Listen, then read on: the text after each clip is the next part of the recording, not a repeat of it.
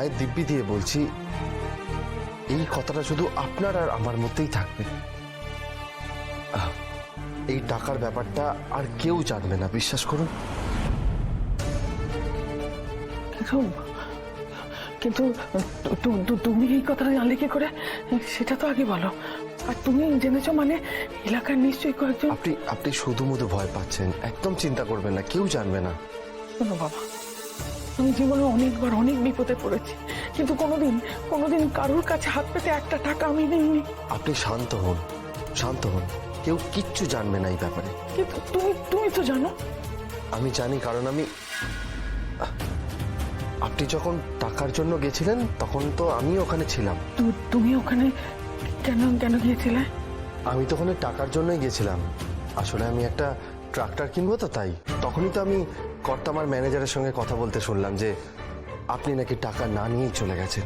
হ্যাঁ বাবা, তুমি আমার কথা এভাবে ভেবেছো, তোমার মন অনেক বড়, আর তোমার মায়ের মন আরো অনেক বড়। তিনি অনেক বড় মনের মানুষ, যিনি তোমাকে এইভাবে ভাবতে শিখিয়েছেন।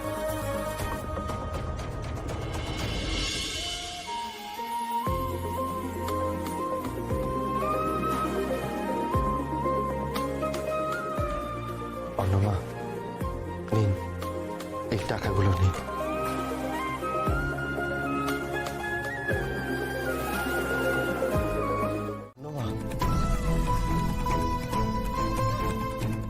আমি জানি আপনি হয়তো ভাবছেন যে আমার সাথে আপনার তো এই কয়েকদিনের আলাপ, সেই জন্য আপনি আমার থেকে টাকা নিতে দ্বিধাবোধ করছেন। আপনি হয়তো এটাও ভাবছেন যে আমি কেন হঠাৎ করে আবার আপনাকে সাহায্য করতে চাইছি।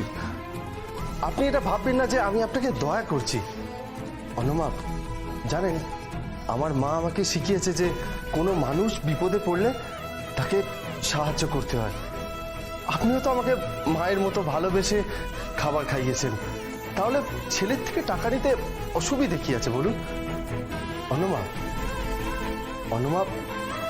আপনি হয়তো ভাবছেন যে এই টাকাগুলো আমি কোথা থেকে পেলাম, তাই তো? বিশ্বাস করুন, আমি টাকাগুলো ধার করে এনেছি, কোনো চুরি করে আনিনি। অনমা, আপনার টাকাটার বেশি প্রয়োজন, তাই আমি আপনাকে দিতে চাইছি। আপনার টাকার জোগাড় হয়ে গেলে তারপরে আপনি আমাকে ফিরিয়ে দেবেন, আর ততদিন আমি আপনার হয়ে সুদ দিতে থাকবো।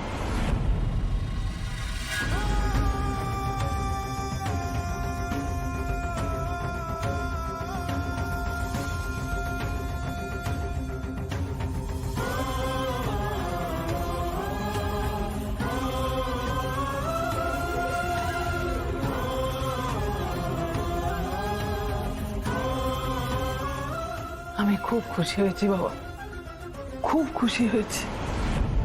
তুমি আমার বিপদের দিনে এইভাবে আমার পাশে দাঁড়াতে চেয়েছো।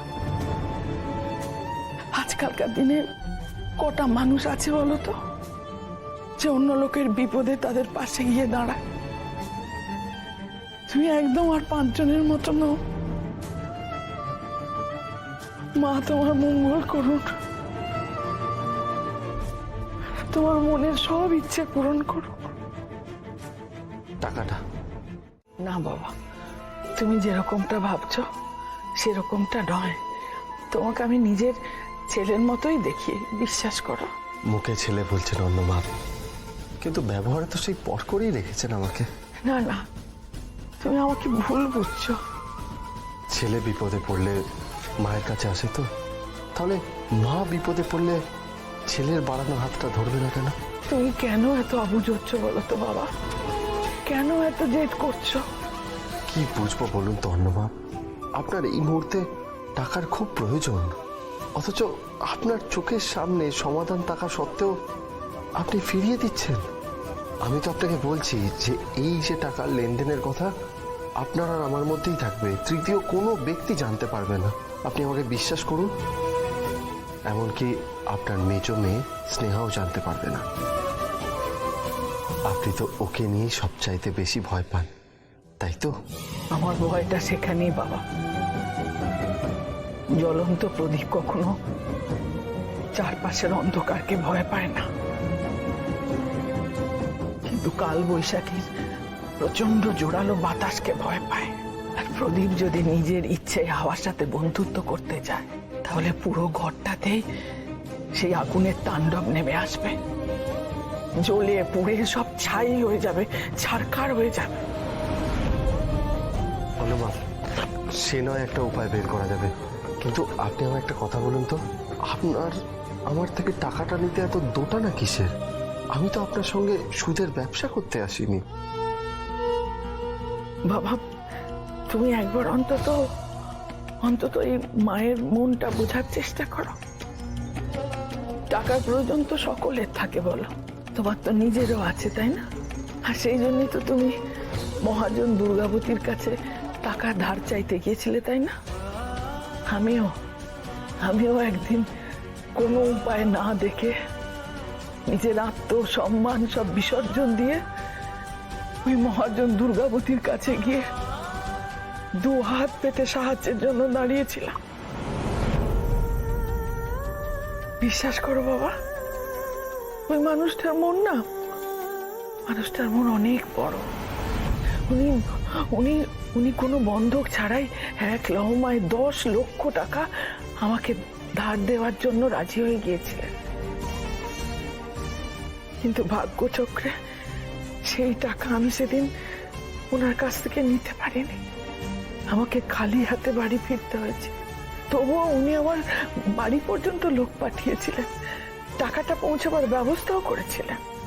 কিন্তু দুবার চেষ্টা করার পরেও সেই টাকাটা আমি ঘরে তুলতে পারলাম না।